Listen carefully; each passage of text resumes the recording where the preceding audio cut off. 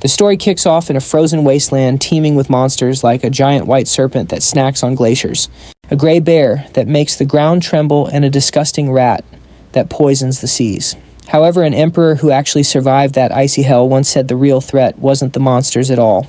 Deeper into this wasteland, a barbarian woman crushes a huge bug under her foot, setting off a small explosion. Nearby, a barbarian fella grabs a bug with his bare hands and just rips it in two without breaking a sweat. Another man walks forward at a slow pace and all the bugs scatter in absolute terror. It's pretty obvious why. They're instantly shredded to pieces as he moves right through them. He looks over at the guy who tore the bug apart and remarks that only a barbarian would wear his ignorance like a medal. He then asks just how much longer he's supposed to put up with being around such simple-minded brutes. The woman just responds by asking what ignorant means and wonders if it's something they can eat. He lets out a sigh and mutters that it's not even worth explaining, as they start to roast the bugs they just killed. He reminds them that he specifically told them not to eat those, warning them that the bugs are deadly poisonous. You can see the realization hit them as he glares. He comments that it's been less than a week, and they've already eaten their entire food supply. The woman tries to defend what they did, saying it was the noblest of challenges. He asks why she's so proud of being reckless right as the bald guy starts foaming at the mouth. Turns out the bald guy's name is Greta. The woman is completely shocked when he collapses and starts yelling at him to get it together. The supposed smart one just watches her panic. And when she starts slapping Greta over and over to try and wake him up, he just turns away and stares out into the snow. He thinks to himself that this is not what he wanted at all. Back in his world, a place without any magic or wonder, he had quit his job to go on an adventure.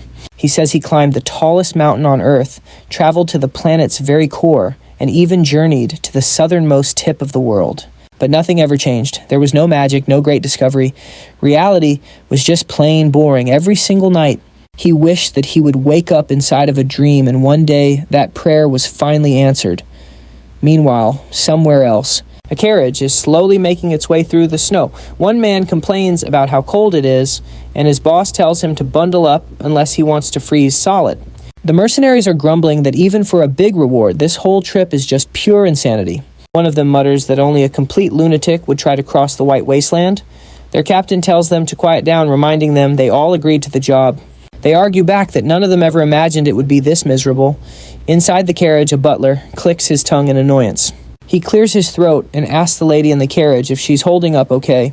She replies with a gentle smile, saying that she is. Her name is Milena from the Akasha family. Outside, the mercenaries are still complaining about the freezing weather. The butler scolds them for being so rude, but Milena tells him not to be so harsh. She reminds him that these men are the ones escorting them through this dangerous wasteland and suggests they invite them inside since they look like they're about to turn into icicles. The butler firmly refuses, insisting that she of all people knows what kind of things lurk in these frozen lands. Milena nods and begins to explain that a long time ago, an emperor tried to conquer the entire world, and that included the White Wasteland. She tells the story of how he led legions of soldiers into the snow and even went in there himself. But as the years passed, the empire fell to ruin, and the emperor limped back all by himself, looking ancient, and with his spirit completely shattered. He rambled like a man who'd lost his mind, warning them about monsters, but insisting the real threat wasn't even the beasts. It was the barbarians who were apparently thriving out there in the White Void. The butler just dismisses it as an old legend, but Milena points out the emperor's words had some truth to them, especially since a whole bunch of the monsters he described were later proven to be real. The butler just laughs it off, though. He notes that for all the stories, not a single person has ever actually seen a barbarian. Milena has to agree that despite all the tales, there have been 0 confirmed sightings. All of a sudden, the captain yells for everyone to halt, saying he spotted something up ahead. A mercenary asks what he sees, and they all squint through the heavy snow, barely making out a shadowy figure. When the captain finally gets a good look, he says he has some good news and some bad news. When they press him, he says the good news is that the figure is small. The bad news, it's heading straight for them. The whole group tenses up as the captain starts to panic, his hand flying to his sword. But then they realize it's a person. As the figure gets closer, they can see white hair and that he's hardly wearing any clothes. That's when it dawns on them. They're staring at a barbarian. The man glances their way and says he was getting bored of only seeing other barbarians. So he figured he'd take a walk, and stumbling upon outsiders was a real stroke of luck. He smiles and adds that he didn't expect to run into anyone out in this wasteland. He introduces himself as Kettle and Ashen Barbarian, and after looking them over, asks if they're merchants. When they say yes, he just assumes they must be the hired guards. The captain confirms it, and Kettle suggests they should probably just turn around. He adds that he doubts they'll listen, though. The captain immediately stiffens, and Kettle realizes there must be someone inside the carriage. Inside, Milena is sitting nervously. That's when Kettle casually offers to work for them. Everyone is completely stunned by his offer. He asks if he was being unclear, then explains he's offering to guide them through the wasteland. The captain stammers, asking if a legendary barbarian seriously wants to be a mercenary, and if that's all he's really after. He's basically asking if Kettle is planning to cause trouble. Kettle just replies that if he wanted to hurt them, they would have been dead a long time ago. The captain knocks on the carriage and asks Milena if she heard all that. She confirms she did. The butler, totally confused, asks what's going on. The captain explains that the barbarian wants to join their crew and then asks Milena to make the call.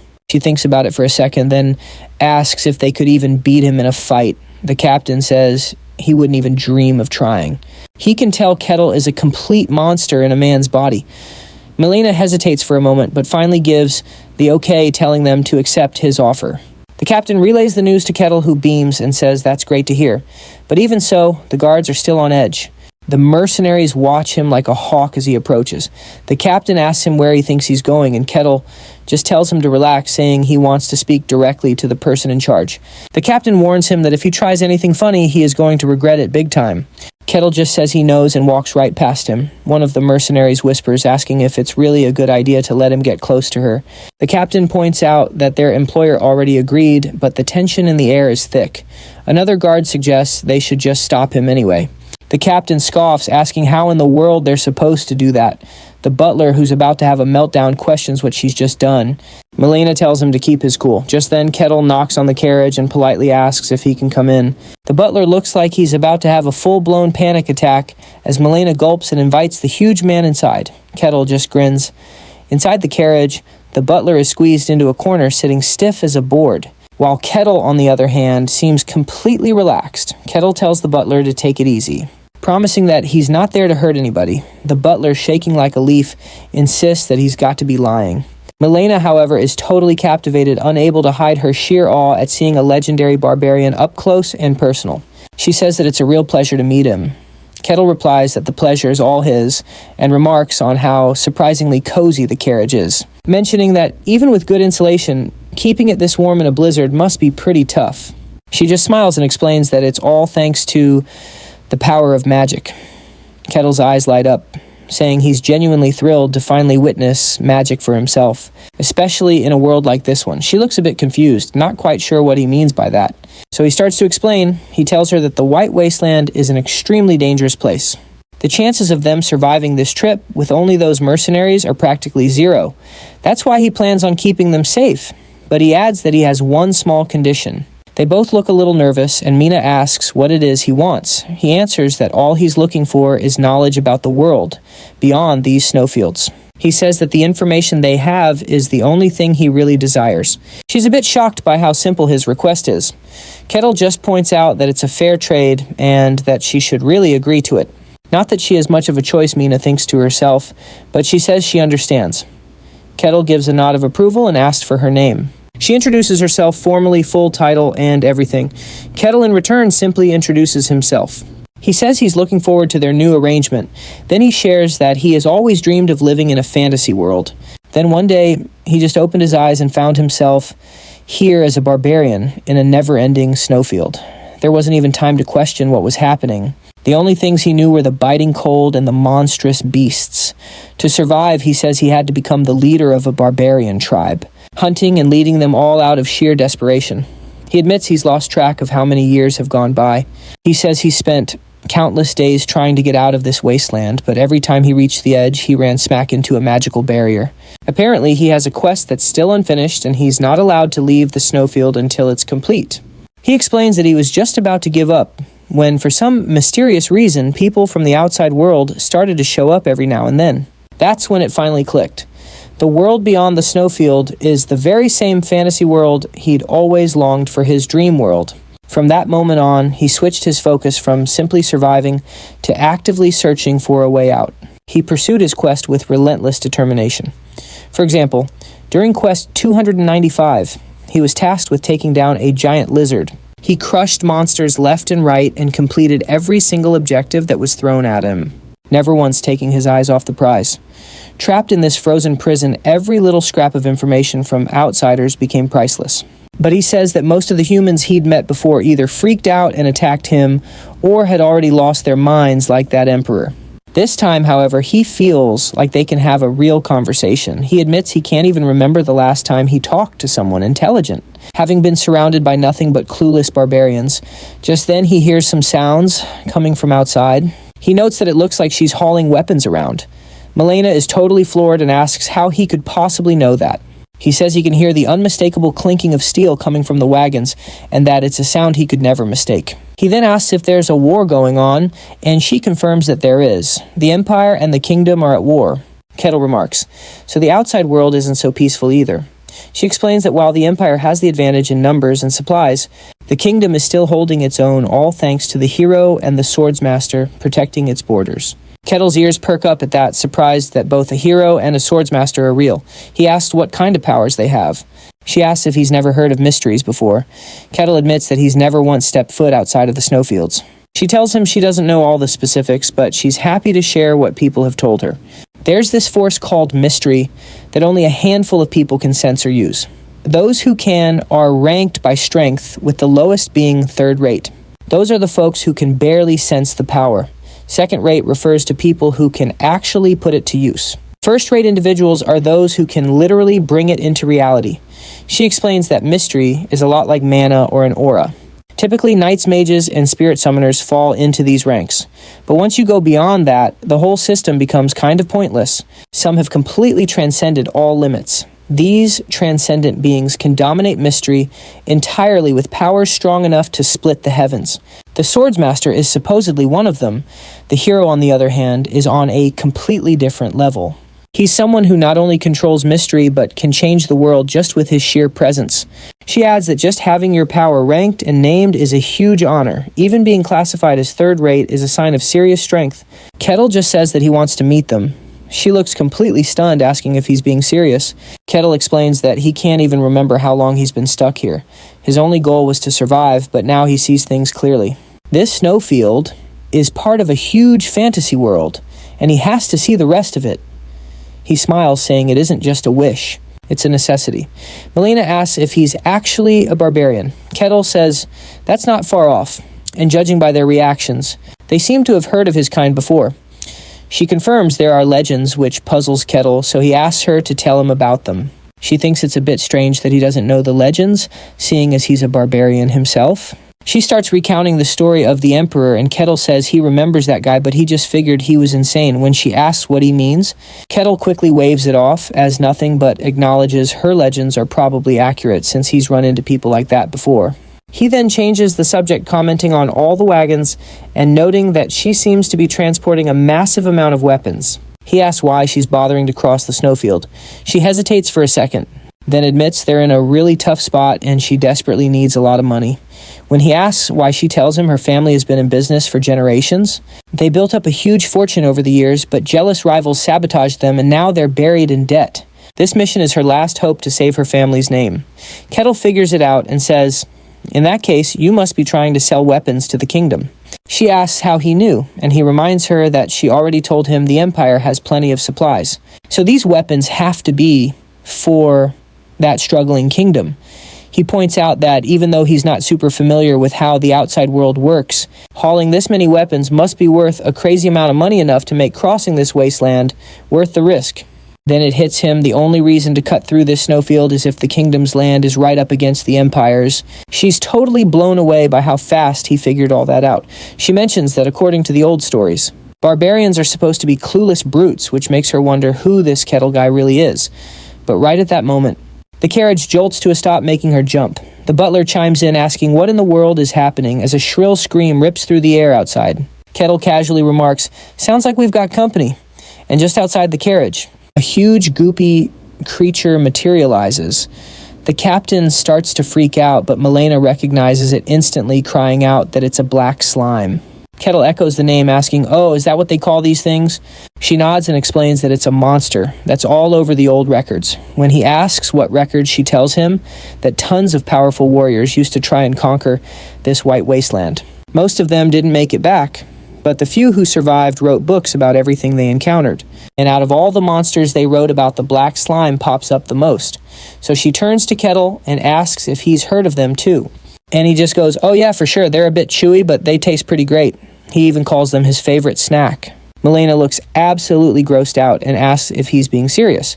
He just tells her that if she's that curious, she should go snag one and give it a try. Yeah, that's a hard pass for her. Just then, the whole carriage starts shaking like crazy as the black slime barrels towards them, letting out a horrible shriek. The captain is yelling in a panic, and Milena is pleading with Kettle to do something. But Kettle doesn't even budge. She gets frustrated, demanding to know why he's just sitting there. Kettle just calmly explains that he has a contract with her. His job is to protect their lives, and he won't step in unless they're in real actual danger. When she asks what he means by that, he just says that the mercenaries can take care of this little problem. The black slime lunged forward, and the captain roared at his men to get their shields up. They managed to, but the shield wall barely held on. The impact sent the captain flying backward, right into a snowbank. Another one of the mercenaries charged in, screaming his head off with his axe held high, but the creature tossed him aside like a ragdoll, slamming him into the side of a carriage. Totally dazed, the guy dropped his weapon and yelled out in confusion, asking what on earth was going on. The slime then set its sights on the captain. He yelled a warning to his crew, telling them the monster only moves in a straight line and to spread out and attack together. The mercenaries got the message and quickly moved into new positions. One of them jumped in from the side and got a good slice across its face, which made it screech and shoot out a blast of purple gunk. Another mercenary lifted his spear and chucked it right into the slime's head. It went clean through, and for the very first time, the group saw they were actually getting somewhere.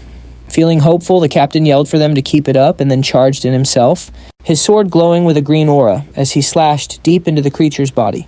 He shouted that normal attacks were completely useless. They had to hit the core, hidden deep inside it. Working as a team, the mercenaries all closed in. The captain leaped into the air and plunged his blade straight down, completely shattering the core. And just like that, the black slime melted into a puddle.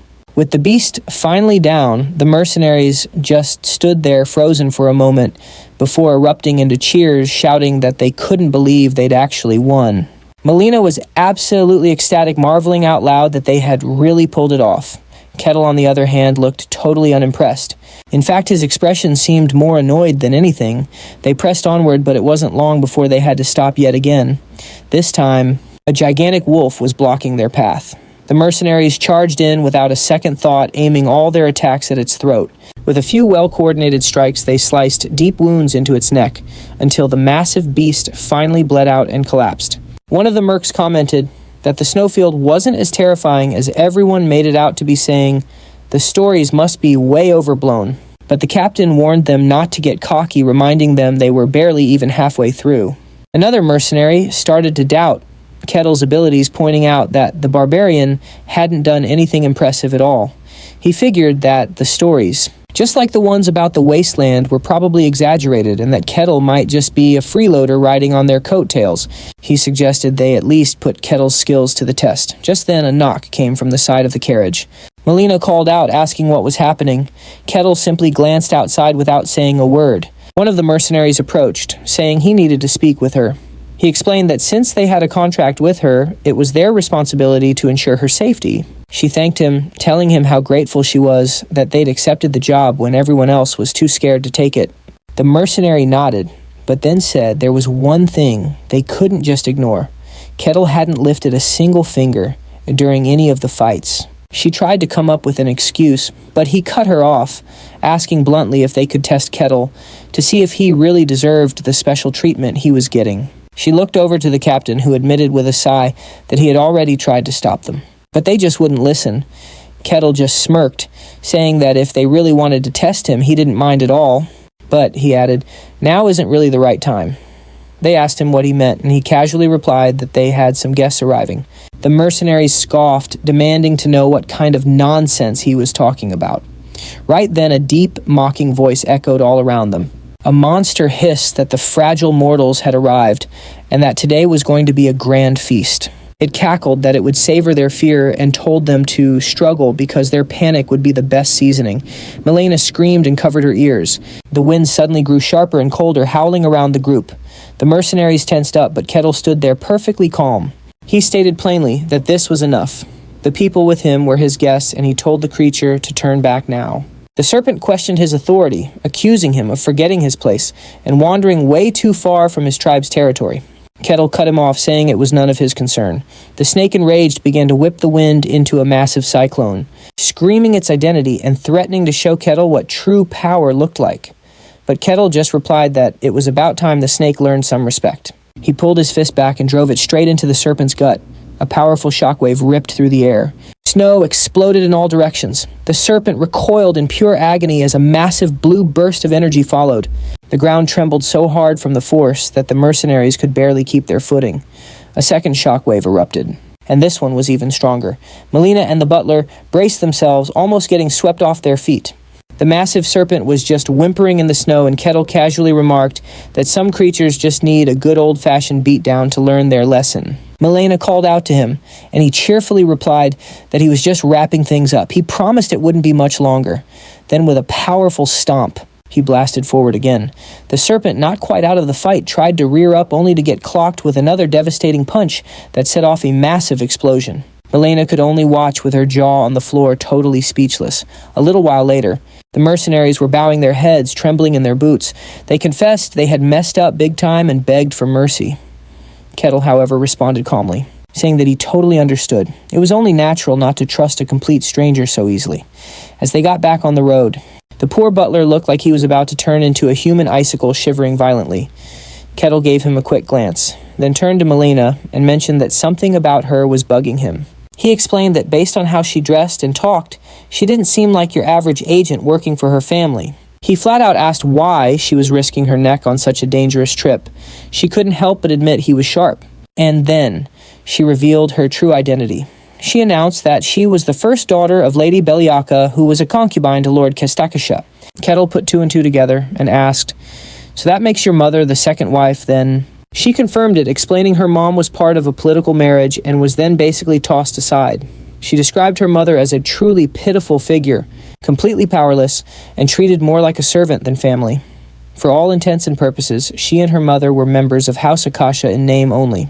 Realizing she might be oversharing, she chuckled and said aloud that his quiet listening had tricked her into rambling. She then clarified that she had personally volunteered for this trade mission, even though the journey could be deadly. Someone had to step up and take the lead, so she did. Kettle simply told her that she was incredibly smart.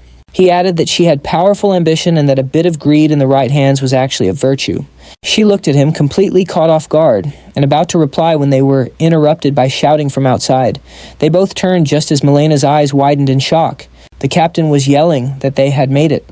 Right in front of them, grass was poking through the snow. They had finally crossed the white wasteland. The mercenaries erupted in celebration, giving Kettle their most sincere thanks.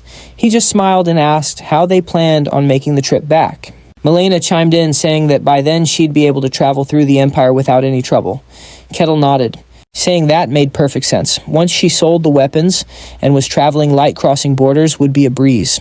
Milena then brought the conversation back to what he'd said earlier about her being intelligent and ambitious. She wanted to know exactly what he meant by that. Kettle replied that he meant exactly what he said. He explained that while she was obviously very intelligent, it was her ambition that really stood out. Her family, which was once a great power, was now on the brink of financial collapse. And even though she was only the daughter of a concubine, the fact that she chose to act, while everyone else was frozen in panic, would definitely not go unnoticed. He concluded that in times of crisis, people will always rally behind the one person brave enough to lead. Her goal was crystal clear. She wanted to take control of her family. She challenged him, asking if he thought her plan was flawed. Kettle just replied that it was a perfect answer. She admitted that he wasn't wrong at all. Kettle then nodded, saying that now everything was starting to make sense. You know the story of a concubine's kid risking it all to restore their family's honor? It's a classic tale of ambition. And she couldn't help but think about how smart Kettle was, realizing he wasn't like those other arrogant fools who just thought they were clever. After all, he took down the white serpent without getting a single scratch on him. She couldn't help but think that if he were on her side, everything would be completely different. So she asks if he's ever thought about leaving the snowfields and maybe joining her. He turns her down, at least for now, explaining that he still has some unfinished business to take care of in the snowfields. She looked a little bummed out, but she bounced back in a flash, figuring this wasn't necessarily a final no. She reaches into her bag, pulls out a pendant, and offers it to him, asking if he'll accept it. She tells him that if he ever finds himself in the outside world and looks up her family, he should show them the pendant as proof. He tells her that if it's a gift, he'll be more than happy to take it. She thanks him and says she truly hopes they'll meet again someday. Kettle feels the same way. Her carriage then heads off into the woods, disappearing between the trees. And just like that, 5 years fly by. At long last, all the conditions have finally been met. Kettle has completed a whopping 784 quests, and the time has come. He's finally allowed to leave the snowfields. His face just lights up with pure, genuine excitement. He takes a deep breath, just trying to savor the fresh air. He says out loud that this is everything he's missed. The smell of grass, the sound of flowing water, sensations that were completely missing in that frozen wasteland. He turns back to the vast white plains and yells into the wind that he hopes he never has to come back. He muses that this strange, magical world was the very one he dreamed of even in his sleep. It's a land of illusions, of mystery and of wonder. A world he honestly thought he'd never reach. Even though his whole reincarnation got off to a rocky start, he somehow survived against all odds, and now he could finally embrace the world of swords, magic, dragons, and elves, a true fantasy. He admits that without that dream, he probably would have died a long time ago. Surviving the snowfields took more than just a will to live. It demanded a full-blown obsession. As he's walking, he spots some glowing lights in the distance and assumes it has to be a village. He gets totally giddy at the thought of finally meeting some actual civilized people. He remembers trying to talk to the barbarians who lived in little snow holes, attempting to discuss things like shelter, only to be met with these completely blank, clueless stares. He thinks about how much he misses human villages and starts to wonder what he should even say when he gets there. He debates with himself whether to start with a simple hello or just jump right into asking questions about the world. Whatever he decides, he's determined to be a perfect gentleman. As he gets closer, though, he notices the trees. They're unlike any he's ever seen, with a very distinct structure and a faint, otherworldly glow. Meanwhile, deep within that same forest, an elf stretches out his hand and announces that this will be their new home. The other elves break out in smiles and excitement, immediately starting to unload their supplies. One of the younger elves, however, raises a concern. The elder turns to him and asks what's troubling him. The younger elf says he isn't sure if the area is truly safe. The elder says that, of course it is, assuring everyone that their new home is extremely remote and that humans can't possibly reach it. The younger elf says he knows that, but points out that the snowy plains are right nearby.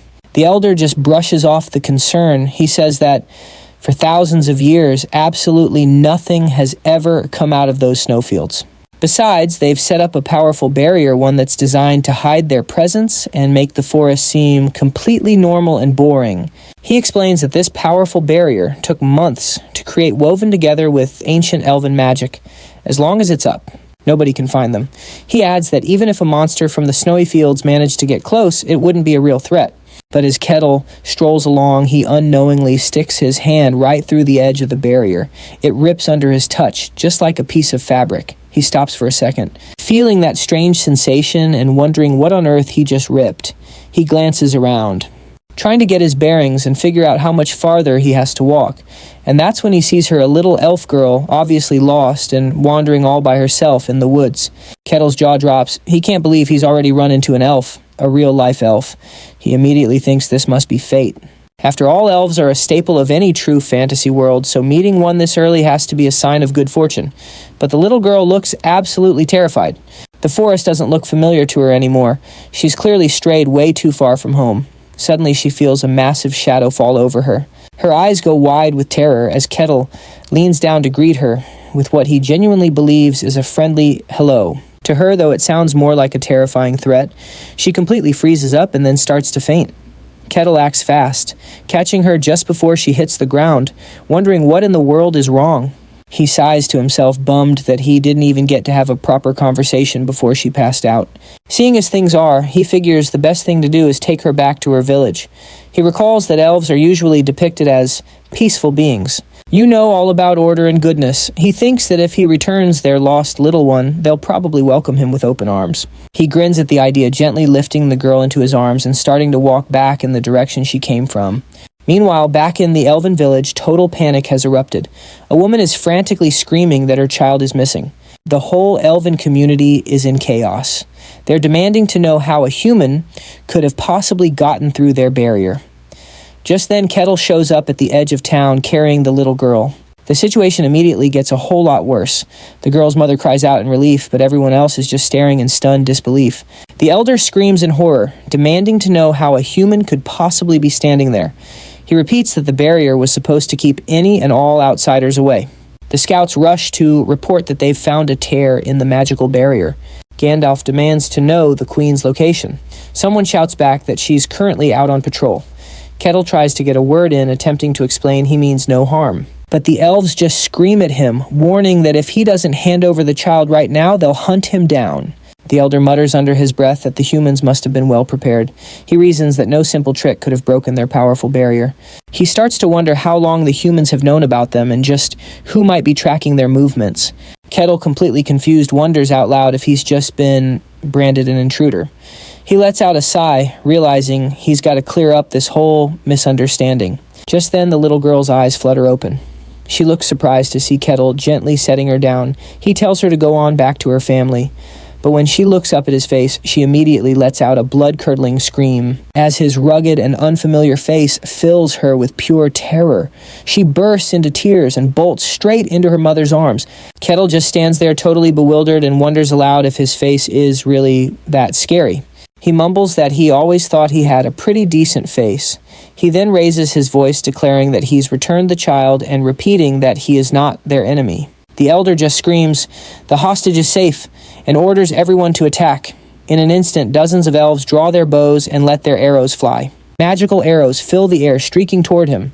Kettle can't believe it and asks if they're all deaf. He just shakes his head, concluding that elves are way more savage than he'd ever imagined. He'd always pictured elves as these peaceful, nature-loving types, all about harmony and grace. But these elves, they were completely wild. And you know what? He quickly changed his mind, realizing it actually made perfect sense. I mean, if you live out in the wilderness, you've got to live by the law of the jungle, and survival is anything but peaceful. Nature doesn't play favorites. It picks the strong. So of course they're like this. Meanwhile, the arrows just kept bouncing off his skin without leaving a scratch. More archers took aim and fired again. They started guessing that he must be rocking some super powerful artifact to block all their attacks, but hey, even artifacts have their limits, right? They all agreed to just keep shooting until whatever he had gave out. That's when Kettle raised both hands in the air, telling them to just chill out. Then in one smooth motion, he clapped his hands together. The shockwave that followed absolutely tore through the forest. It was a massive, thunderous boom that just shattered the silence, a real explosion of pure, raw power. The elves were almost knocked clean off their feet. They were stumbling all over the place, yelling for someone to get the barrier up, but it was way too late for that. The shockwave from Kettle's simple clap sent them flying into the air like leaves in a hurricane, and it didn't just mess up their formation either. It also completely shattered the barrier that was supposed to keep their home hidden, sending spiderwebs of magical energy cracking through the entire forest. The elder started shaking, demanding to know what in the heck had just happened. Kettle, finally seeing the total mess he'd made, called out to the elves, trying to tell them again that he wasn't the bad guy here. And that's when it hit him. Oops, he forgot to hold back his strength again. Just as he was raising his voice to try and calm them down, a fiery arrow shaped like a bird came soaring toward him from up high. He just looked up casually, watching it fly right before it detonated in a massive fiery explosion. As the smoke cleared, it revealed a woman standing on a rocky ledge. Her presence alone made the whole forest go quiet. Gandalf and the others just froze, totally stunned by her sudden appearance. This was their queen, the legendary hero of EPI and the ruler of the Leaf Clan, Marcelia Hussein Kuja. Looking down at Kettle, Marcelia demanded to know what was going on. The elder piped up right away, telling her a human had attacked them. Marcelia's eyes narrowed as she said that if that was true, then even this hidden little sanctuary of theirs wasn't safe anymore. Kettle just casually brushed some smoke off his face and called up to her, asking if he could have a moment to explain everything. He said he'd really appreciate it if she'd just hear him out. Marcelia just stared at him, completely baffled that he was totally unharmed. The elder was muttering in disbelief, wondering out loud how in the world he was still standing after taking a direct hit from her. Marsalia glared down at Kettle with more and more disgust, asking why someone as incredibly powerful as him would be bothering them. She then declared with pure venom in her voice that she absolutely despised humans. She drew back her bow with incredible precision and fury, announcing her name and her title as the Queen of the Leaf Clan. She told him he was about to pay the price for his greed in trying to find them. Kettle started to wonder out loud if maybe they just couldn't hear him, or perhaps if they were speaking a different language even though it was pretty clear they weren't. He thought, are they just ignoring me, or is the relationship between elves and humans really this bad? He just shrugged his shoulders, saying there wasn't much of a choice left. After all, the one big thing he'd learned back in the snow plains was that some people only start listening after you've knocked some sense into them. With that, Marsalia began to weave different elements into her attack. Once it was fully charged, she let it fly. A gigantic wave of water came surging through the air with terrifying speed, and Kettle he stepped right into it without a second thought. He pulls his fist back and just obliterates the spell, sending a counterattack, zipping right back along the same path, which explodes upward toward Marsalia. Kettle immediately starts kicking himself under his breath, realizing he forgot to go easy on her again. All you can hear next is her scream as the blast makes contact and she collapses to the ground. Her eyes wide and gasping for air, Kettle just watches, wincing and wondering if he just made everything a whole lot worse. Marsalia, trembling, manages to say that from that single exchange she could tell he wasn't just some strong guy. No, he was way beyond the level of a transcendent. She wonders out loud why in the world someone with his kind of power would show up here.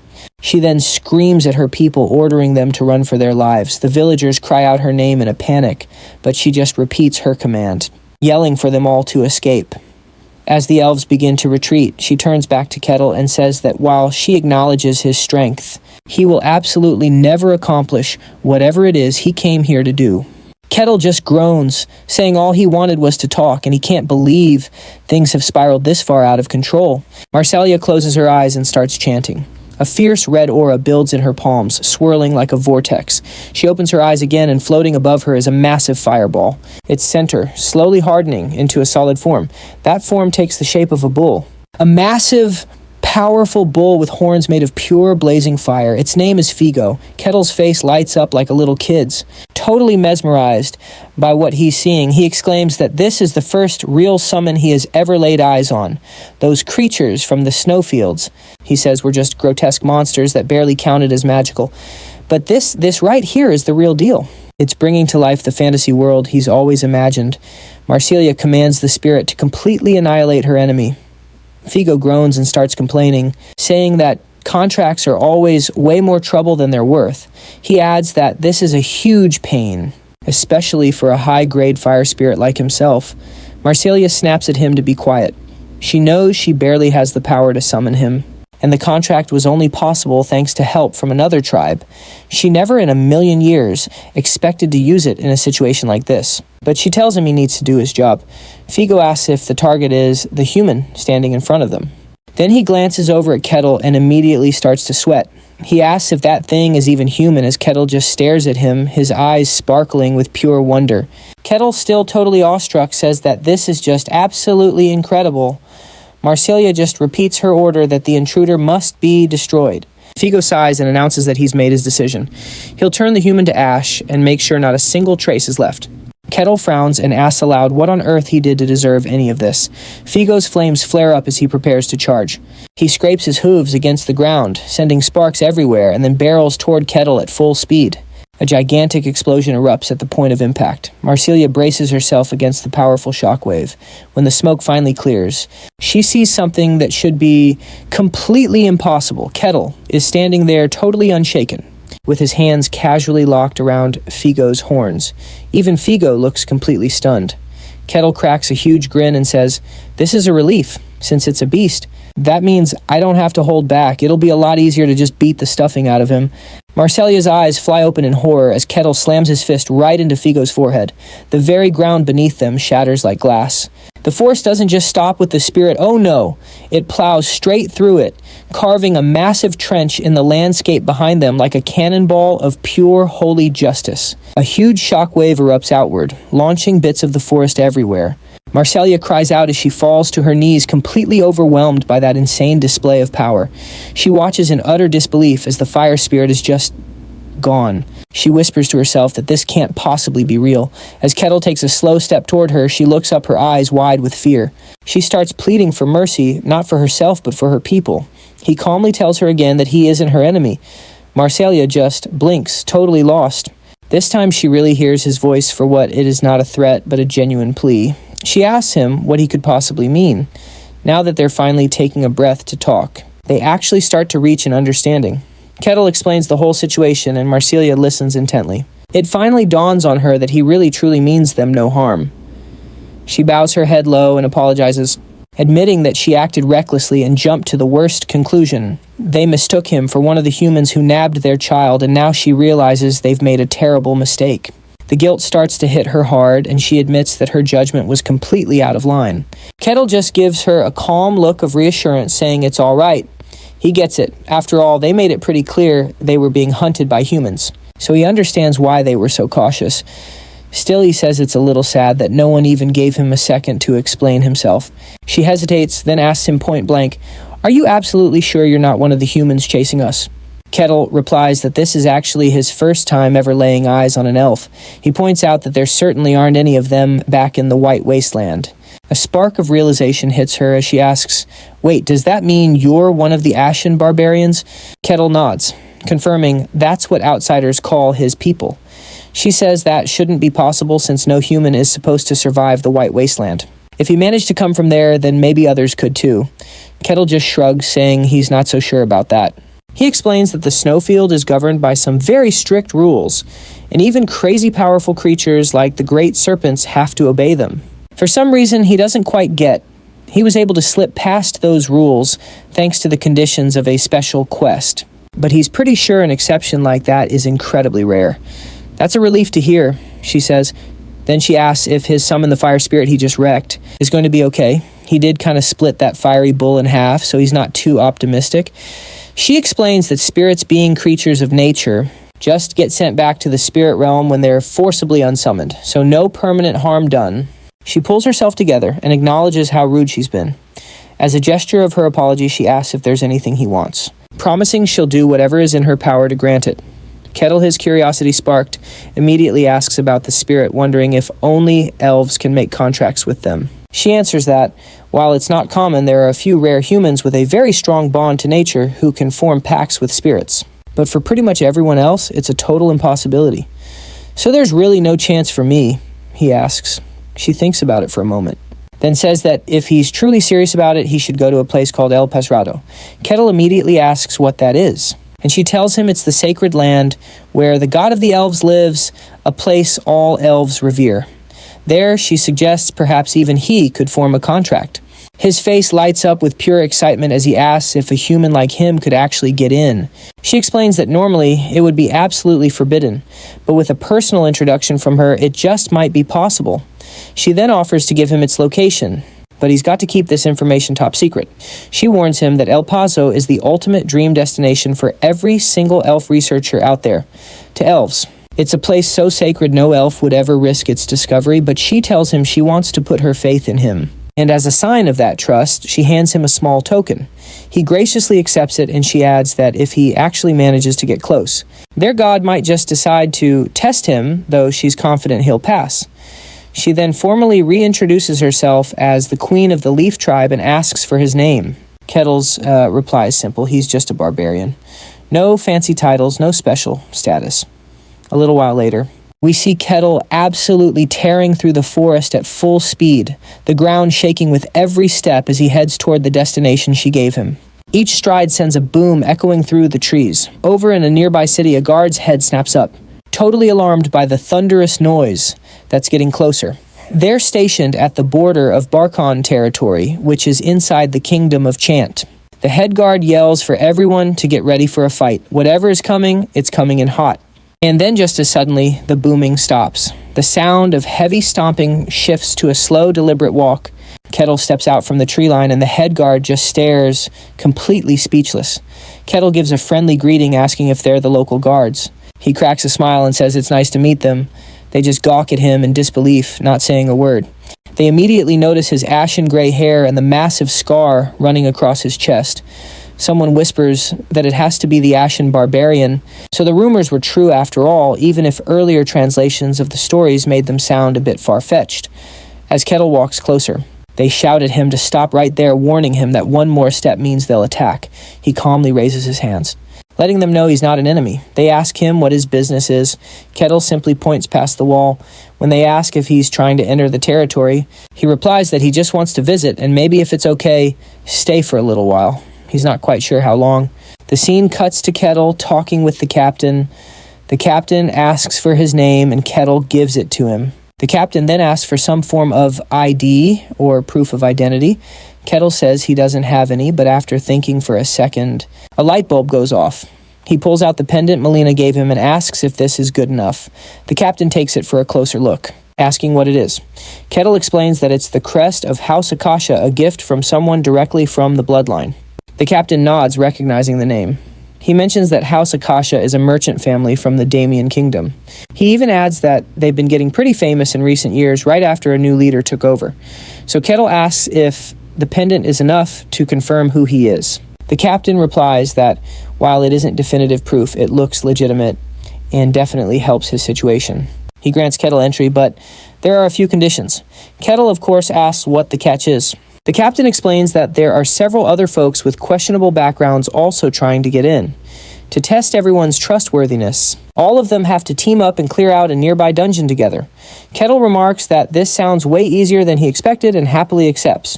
The captain then adds one last requirement: they have to report back on every single thing that happens inside that dungeon.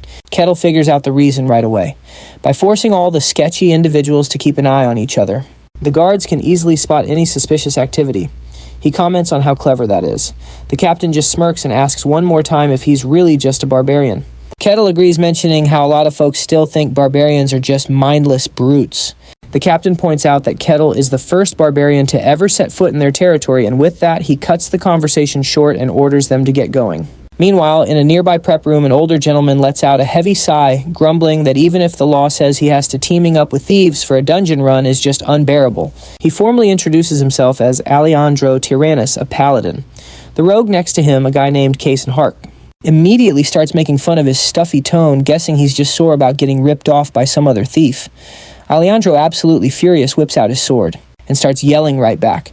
Kasen just scoffs at his title, retorting, "Paladins don't usually dress like they're homeless." Then he starts laughing at Alejandro's last name, calling it totally absurd. In response, Alejandro just tightens his grip on his sword, and the two of them immediately start to fight, their blades ringing against each other. Noticing Kasen's daggers are tipped with poison, a woman sighs and tells them to cut it out. They both look over as she grumbles that she can't believe she has to go into a dungeon with these two. It turns out she's a cleric of Kia, and her name is Hayes. She explains that the minimum party size is 4, so their last member should be here any minute. Still, she can't shake the feeling that something's off about this whole situation. Just then, the door creaks open. The guard captain announces that their last member has finally arrived. Kasen just mutters, hoping this one isn't a total lunatic. As the door swings open wider, the massive form of Kettle has to duck just to get inside. Everyone just stares, completely stunned. Kettle just gives them a big friendly smile and asks if they're his new teammates. The rest of the group instinctively takes a step back, totally awestruck by his presence. Kasen can only mumble in disbelief, completely overwhelmed by the powerful aura Kettle is giving off. Kettle cheerfully introduces himself and asks for their names too. Kasen's still a bit stunned, just says he's a thief. Alejandro follows, stating he's a paladin. Kettle asks about his holy powers, but Alejandro explains that he's a special case and can't actually use any. Kettle just nods, taking it in stride. Then Hayes introduces herself as a cleric, who serves Calathea, the god of lies and deceit. Kettle wonders if that means people can't ever be sure about her. She confirms that's right, explaining that her deity isn't exactly popular, so people tend to be pretty suspicious of her. A little later, the guard captain comes back and asks if they're all set to go. Kettle gives a confident nod, but the others look way less certain. Before long, they arrive at the dungeon entrance, and Kettle looks absolutely thrilled. You can tell it's his very first one. The captain lays out the mission. The dungeon has 3 floors crawling with undead. Their job is to clear it out and bring back proof of their success. Kettle claps his hands together enthusiastically and says it's time to get started. He then turns to Kassan and asks for the game plan. A nervous Kassan addresses him as Sir but Kettle just waves it off, saying there's no need to be so formal since they're all teammates now. Kassan clears his throat a little flustered and lays out the plan. He and Alejandro will take point at the front. Kassan's job will be to scout ahead for traps, while Hayes provides support from the rear. Kettle says that sounds simple enough and gives the okay. With that, they start heading down into the dungeon. Once inside, the party moves forward with caution. Everyone's on edge, their eyes darting around the shadows. Hayes mentions how creepy the darkness is, and Kassan agrees. The dungeon feels way too quiet, almost normal. Suspiciously normal, in fact. All of a sudden, Kassan freezes up, throwing a hand out to signal the group to stop. He whispers that there are monsters close by. Kettle looks around confused and says he doesn't see a thing. Kassan just points down at the floor and draws their attention to the bone fragments scattered in a specific pattern. He explains that they're skeletons just lying dormant until someone triggers them. The moment they get too close, they'll spring to life and attack. Kassan grumbles that the guard captain must have known about this the whole time. He realizes this dungeon isn't just a test to verify who they are. It's a setup designed to quietly get rid of any outsiders they don't want around. Gazing at the bone fragments, Kettle casually mentions he's never actually fought a skeleton before. Cohen quickly warns him that these things are seriously no joke. He explains that even if you hurt them, they just keep coming. Their bones are crazy tough, giving them a super high defense stat. Cohen adds that this dungeon is way more dangerous than he first thought, then tells Hayes to get her magic ready. He tells Alejandro to brace his shield and advises Kettle to keep his eyes peeled. Cohen says he'll search for an opening mid-fight, warning them that just chipping away at a skeleton won't cut it. He stresses they have to go for the neck. That's their weak spot. He finishes by saying it usually takes a bunch of hits to finally break through. Kettle just nods along, complimenting Cohen on his impressive leadership and confirming he's got the plan down. With that, Cohen gives the signal to begin. Kettle moves forward, slow and steady, just as one of the skeletons starts glowing with mana, its bones snapping themselves into an upright position. Kettle watches, a little surprised, as the figure fully assembles and locks its empty gaze on the party. Alejandro tenses up. Hayes starts chanting, and Cohen melts into the shadows. All set to flank the enemy. The skeleton charges straight ahead, its blade drawn. Kettle pulls back for a swing, but not with a fist. But with an open palm, and he slaps the creature so hard it just explodes into a pile of dust. He blinks, looking slightly let down, and wonders out loud if they're really that flimsy. The rest of the party is just completely speechless. Alejandro is floored. Hayes looks seriously disturbed, and Cohen is just frozen, unable to believe what he just saw. Kettle just lets out a chuckle and says, "Well, just like you said, Cohen, once the head's gone, the skeleton stops moving." Cohen sputters that that's not what he meant at all. He tries to explain that skeleton bones aren't normal. They're supercharged with the dungeon's mana. They're incredibly dense, super tough, and are famous for being almost impossible to break. Even master swordsmen have a hard time cutting through them in one hit, without using aura. Turning one into dust like that should be flat out impossible. Cohen admits he knew Kettle was strong, but not this strong. He starts to wonder if Kettle is even human. That pile of dust in front of them is all the proof they need. Kettle had completely obliterated the monster without even trying. He just turns around and calmly says they should probably get a move on. The others immediately scramble to follow him, no questions asked. He tells them there's no need to rush, but they don't say a word, just sticking close behind him. All of them trying their best to hide how scared they are. Cohen gives him a shaky salute, while Hayes and Alejandro share a worried look. They're both thinking the exact same thing. They really, really don't want to get on his bad side. As they keep going, Kettle suddenly stops in his tracks. It looks like he's spotted something. Cohen asks what's up, and then they all see it too. More skeletons are starting to form. Hayes yelps in alarm as the bones begin knitting themselves together. Cohen and Alejandro get ready for a fight, but Kettle just holds up a hand and asks if they could do him a little favor. They all pause, looking confused. He says he wants to take them on by himself because there's something he'd like to test out. They quickly agree, not having a clue what's about to happen. Hayes just gives a quiet little nod.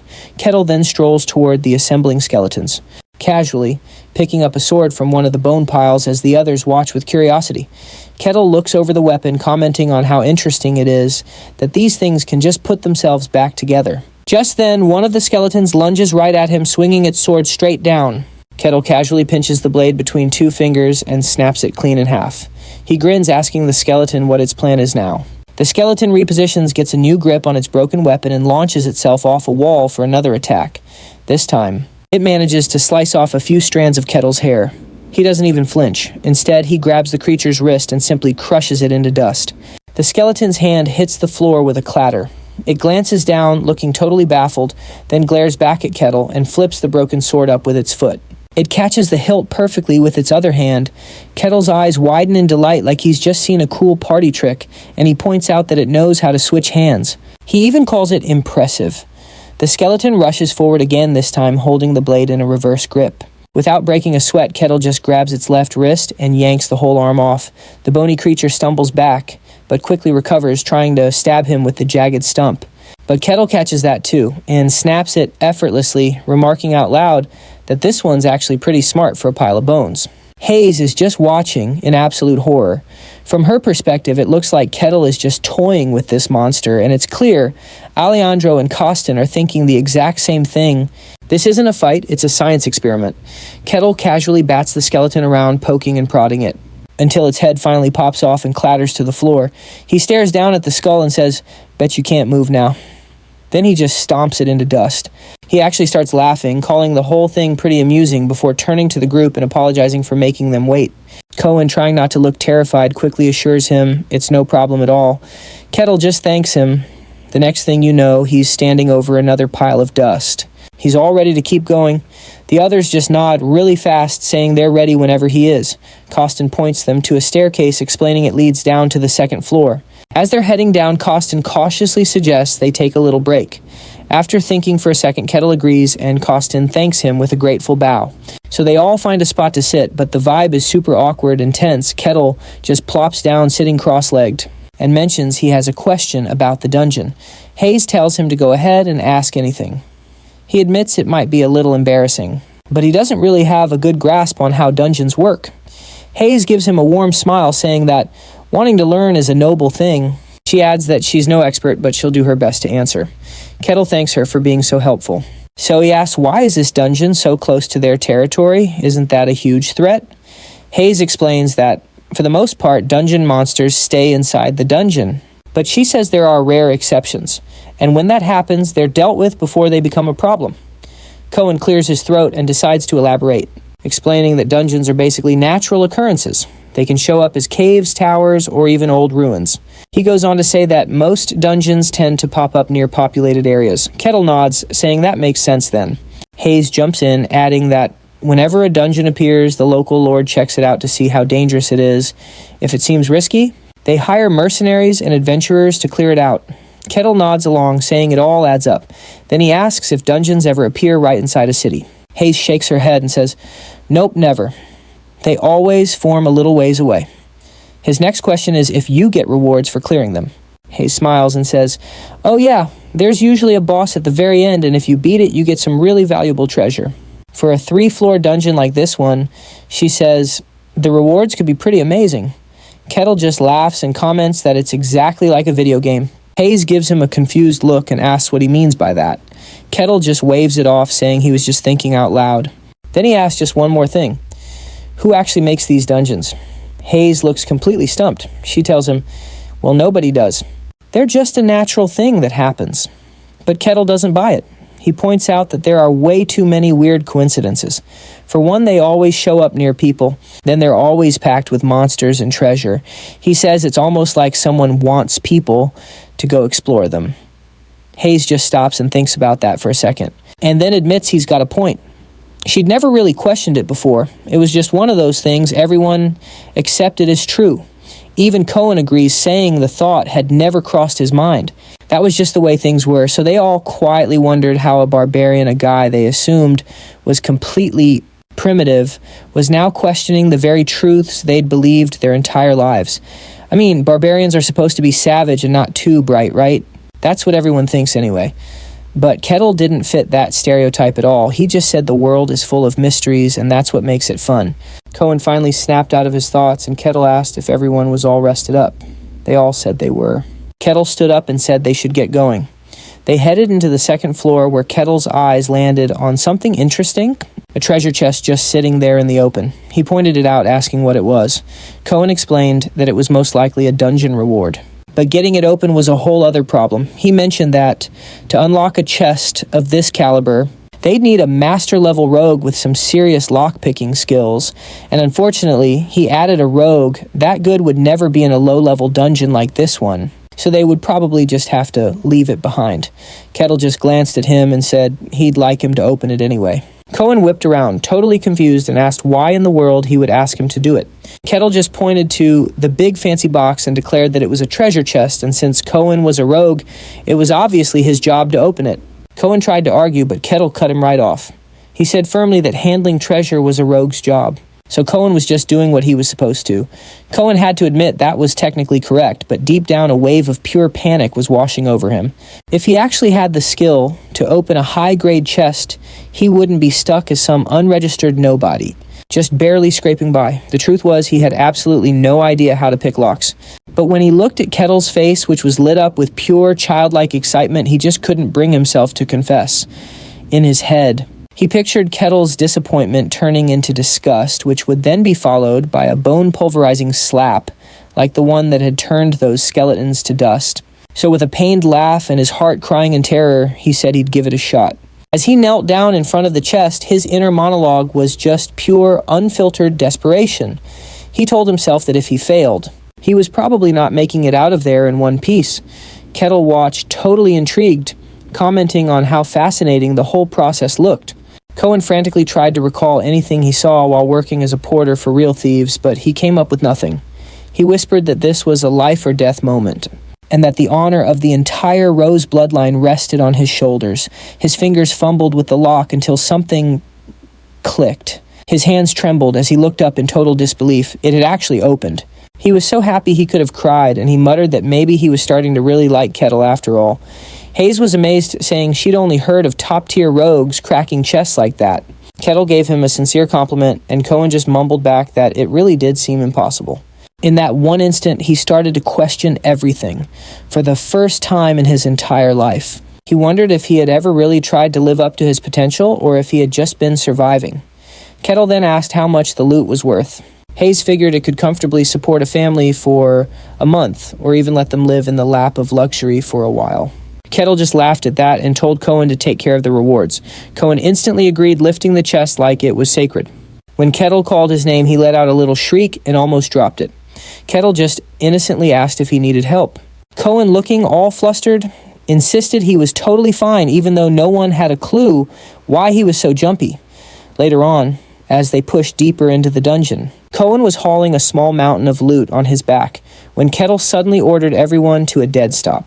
Up ahead were 4 more skeletons. Kettle calmly announced that he'd be taking care of 3 of them, which left just 1 for the rest of the team to handle. Cohen knew right away this wasn't some kind gesture. This was a pop quiz, a test. He muttered that this was going to be a real fight, and both Alejandro and Hayes got themselves ready. As Kettle casually strolled forward, the skeletons began to rattle to life. Cohen grumbled that the way bones just clicked themselves together was always super creepy. As the 4 bony enemies rose, Kettle reminded everyone to get in the zone. Hayes cast a brilliant buff that wrapped the whole team in a golden glow. Kettle gave the go-ahead, and Cohen immediately lunged forward. He aimed right for the neck and landed a clean shot, but it just wasn't enough. The skeleton was still standing as the others started to move in and surround him. Kettle effortlessly snatched them and pulled them back, saying he'd already called dibs on those 3. He told the rest of the party not to butt in. This was their fight now. One skeleton brought its weapon down, and Alejandro blocked it with his shield, holding the baddie in place. Cohen used the opening to spring off a nearby wall and slam it in the back. Hayes then cast a disorienting spell, Shadow of Confusion, before bathing Alejandro in that awesome golden light. All powered up, Alejandro drove his sword toward the skeleton's neck. It cracked loudly but didn't go down. In fact, the skeleton actually laughed.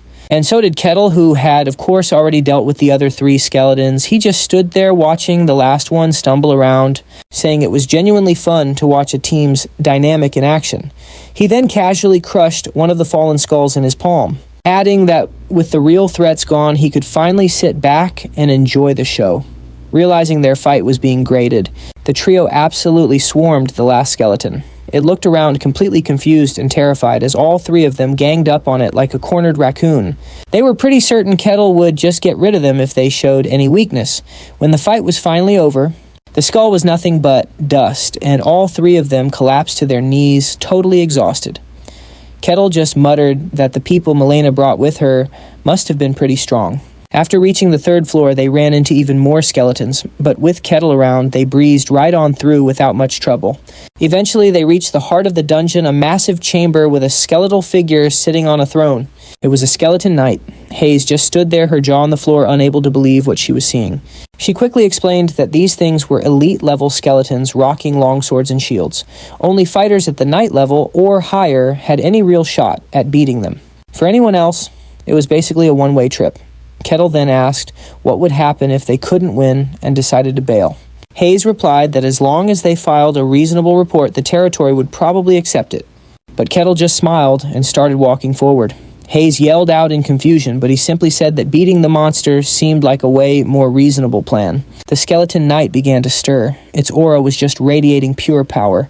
Kettle noted how fascinating it was to see a skeleton that had maintained its entire form. It then dropped into a low stance, preparing for a wide-range attack. Hayes screamed out a warning and threw up a barrier, but the incredible force of the skeleton knight's attack cracked it in an instant. Her magic just shattered. Alejandro threw himself in front of everyone, taking the full force of the blow with his shield before collapsing to the ground.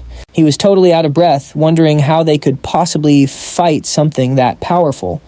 Just then, the skeleton knight locked onto Kettle and came charging right at him. Kettle didn't even flinch, meeting it head-on with a single punch to the chest. The monster just disintegrated in the middle of its attack. Its entire torso obliterated. It crumpled into nothing but a pile of ash as the others just sat there completely stunned and speechless. Kettle casually dusted off his hands and asked, "Was that really all?" Before he spotted another treasure chest and called out to Cohen. When Cohen asked what he wanted, Kettle asked if he could pop it open. Cohen just shook his head, saying, "No way, that's a high-level lock way beyond my skills." Kettle just replied, "Aw, that's a shame." Before Cohen could even finish saying they'd have to leave it, Kettle hauled off and punched the chest. It completely shattered. At this point, no one even bothered to react. Kettle cheerfully noted this was a much easier way to get the rewards and told Cohen to go grab them. Cohen numbly agreed, his brain still trying to compute how someone could just punch open a high-tier lock. And really, if he could do that, why did he even ask him to unlock it in the first place? As the group made their way toward the exit, a bright light suddenly surrounded them, followed by a deep rumble from behind. They spun around just in time to see the dungeon collapsing. Kettle, of course, asked what was going on. Cohen explained that when a dungeon is cleared perfectly, it disappears, which apparently meant this one didn't have any secret rooms. Kettle's eyes lit up as he asked if rooms like that were a real thing. Cohen said yes, but they were super rare. Hearing that, Kettle just laughed, saying that sounded like a lot of fun. Cohen, still trying to wrap his head around Kettle's mindset, wondered what kind of lunatic would actually enjoy that. Back at the city gate, the guard captain was totally floored. He just couldn't believe they had finished the dungeon so quickly. He cleared his throat and asked them how it went. Kettle simply responded that it was pretty satisfying. The captain just nodded and started processing their return. He asked if they ran into any issues. Hayes told him that nothing major happened. But when the guard captain asked her specifically about Kettle, she said he was probably fine, but you could hear the hesitation in her voice. The captain knew better than anyone that clearing a dungeon wasn't just about making it out alive, it was a test of character too. Cohen chimed in that Kettle didn't seem like a bad guy. The captain had to agree, noting that despite his monstrous strength, Kettle never once put his party in danger. He was the complete opposite of the typical barbarian stereotype. Kettle then started praising Cohen, saying he did a great job with the traps and even opened a chest. He gave a shout out to Alejandro for being so reliable on the front lines and credited Hayes' prayers for boosting their chances of success. The guard captain was genuinely surprised. Normally, parties that were forced together just ended with everyone blaming each other. He handed over the rewards, and even though guards usually skim a little off the top for themselves, he didn't dare try it this time. Kettle insisted that they split all the loot evenly. The others tried to refuse, but he wasn't having any of it.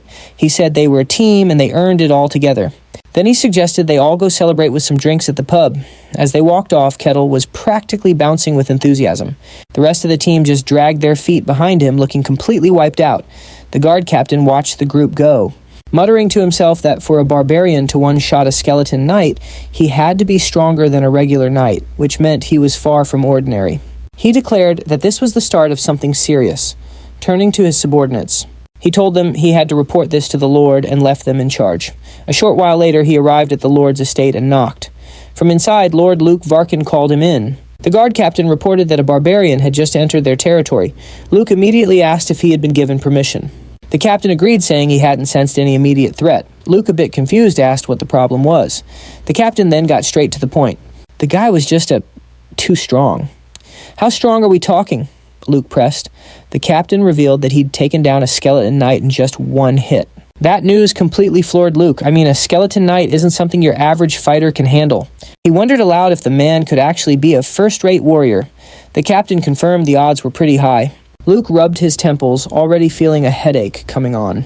He muttered that a barbarian with that kind of power was bound to be a huge pain. Luke then ordered the captain to bring the barbarian to him right away. The captain paused for a moment, clearly wondering if that was such a good idea. Luke explained that having someone with that much raw power just wandering around his domain was a recipe for trouble, and that he'd sleep a lot better once he'd met the guy face to face. The captain tried to warn him again, stressing just how dangerous this could be, but Luke just brushed off the concern, saying there was no need to worry. After all, his knight was here. At that, the captain blinked in surprise. He hadn't even realized the knight was in the room. Luke then turned to this knight and asked for his take on the barbarian. The knight answered with an ice-cold confidence.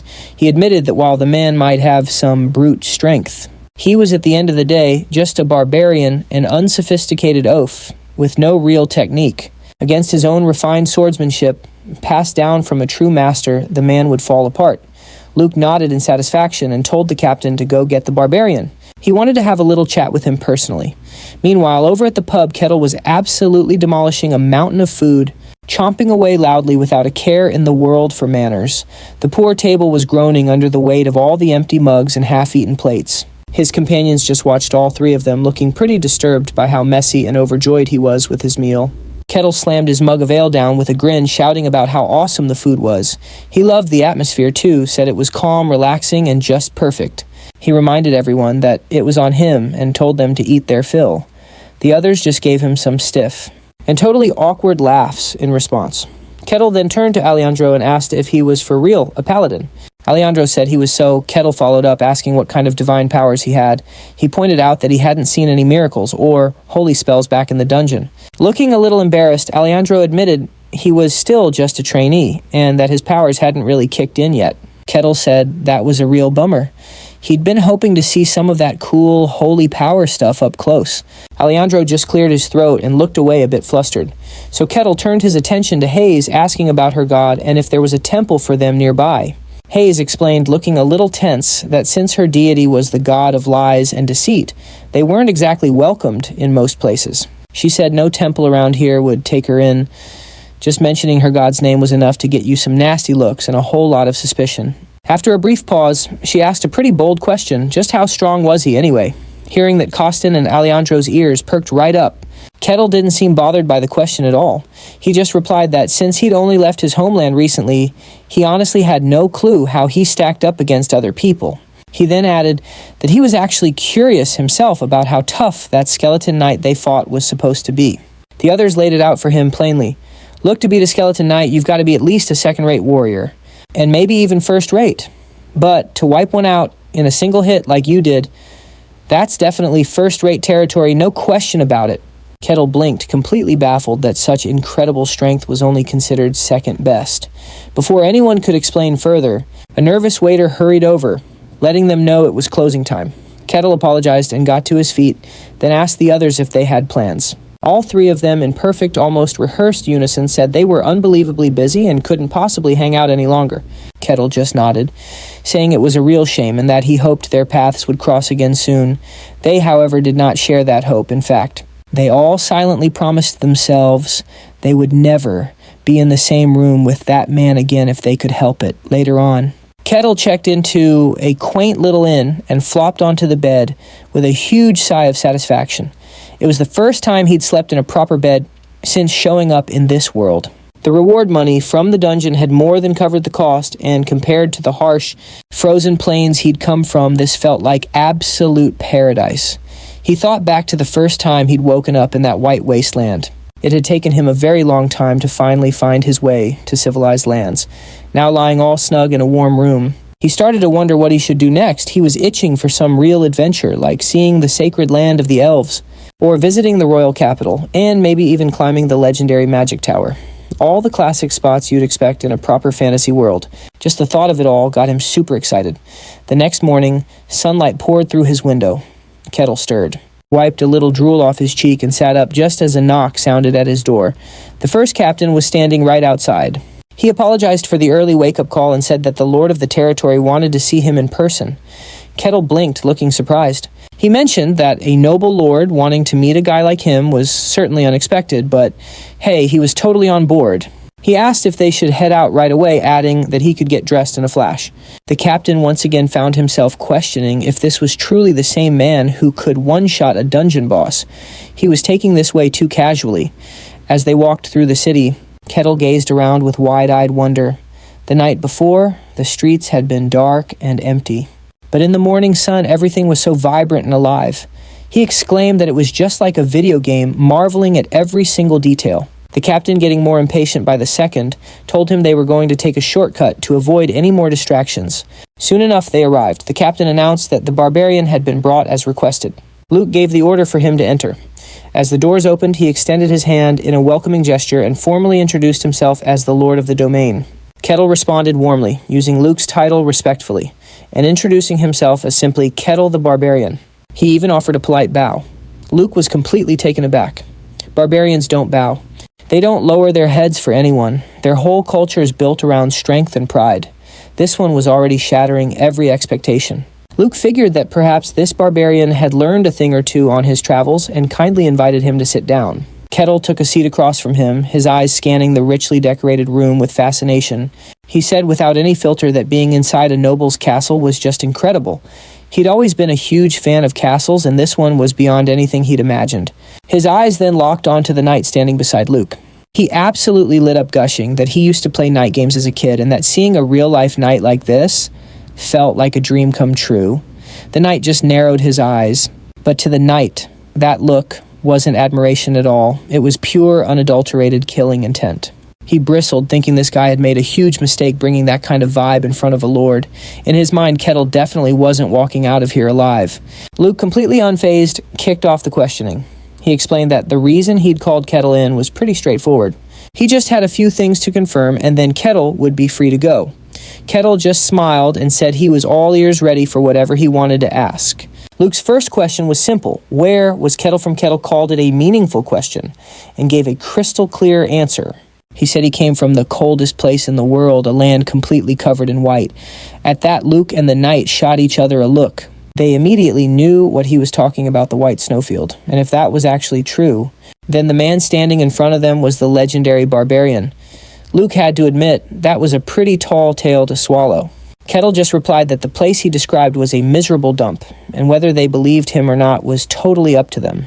Luke gave a slow nod and switched gears with his next question. He said where Kettle came from didn't really matter as much as his strength. Just how powerful was Kettle really? Kettle looked him straight in the eye and said, "That's the wrong question to ask.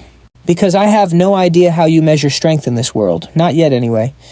Luke leaned back in his chair, his eyes flicking over to his knight, and a silent message seemed to pass between them. Then turning back to Kettle, he proposed a little sparring match against his knight, even promising a pretty generous reward for his trouble. He made it clear it wouldn't be a fight to the death, just a friendly test of skill. He added that he trusted Kettle could keep things under control. Kettle just laughed, sounding absolutely thrilled and excited. Luke couldn't help but raise an eyebrow at that reaction. Most people would be a little nervous or at least concerned about having to fight a trained knight. But Kettle, he was grinning from ear to ear. To him, getting the chance to spar with a knight, an actual real-deal knight from a fantasy world who could use an aura and cool skills, was the most exciting thing ever. This wasn't just a fight, it was a chance to see a legend in action and maybe learn a thing or two. Luke, on the other hand, tightened his grip on his armrest, feeling uneasy. It was always the same with these barbarians, he thought. No matter how civilized they tried to act, you could never hide that primal love for a good scrap. A wave of discomfort washed over him as the group headed over to the Colosseum. From his seat up in the stands, Luke watched as Kettle and the knight stared each other down. He muttered under his breath that he really hoped no blood would be spilled today. The signal was given, and the knight, puffed up with arrogant authority, started talking. He declared that Kettle should feel honored just to witness his blade in action. Kettle's simple reply, he was just genuinely excited. That casual attitude just ticked the knight off even more. He charged forward, instantly activating his aura. A green light swirled around him, his whole body glowing with concentrated energy. In one fluid motion, he lunged straight for Kettle, projecting 3 phantom blades from his sword, all of them aimed right at the barbarian's head and Kettle. He dodged it like it was nothing. He even said out loud, "Wow, there really are 3 of them, and they're all real, not just illusions." He sounded pretty amused by the whole thing, and he asked if this neat little trick was what the knight called swordsmanship. The knight just clicked his tongue, clearly not impressed. He shot back that, while Kettle was surprisingly good at dodging, he obviously had no way to fight back. And with that, he charged in again. Feeling pretty sure this was about wrapped up, Kettle casually lifted a hand, and with a simple flick of his finger, the knight's sword just shattered into pieces. The poor knight didn't even have a second to process that before Kettle's hand was flat against his chest, followed by a slow, almost lazy pressure. He simply made a fist, and the knight's armor crumpled up like a piece of scrap paper. In the very next moment, he sent the guy flying backward, which sent him flying into a wall with a massive crash. The very ground ripped apart as he slid to a halt. Luke's jaw just about hit the floor. His best knight, a seriously top-tier fighter, was taken apart in a single move. The whole arena was a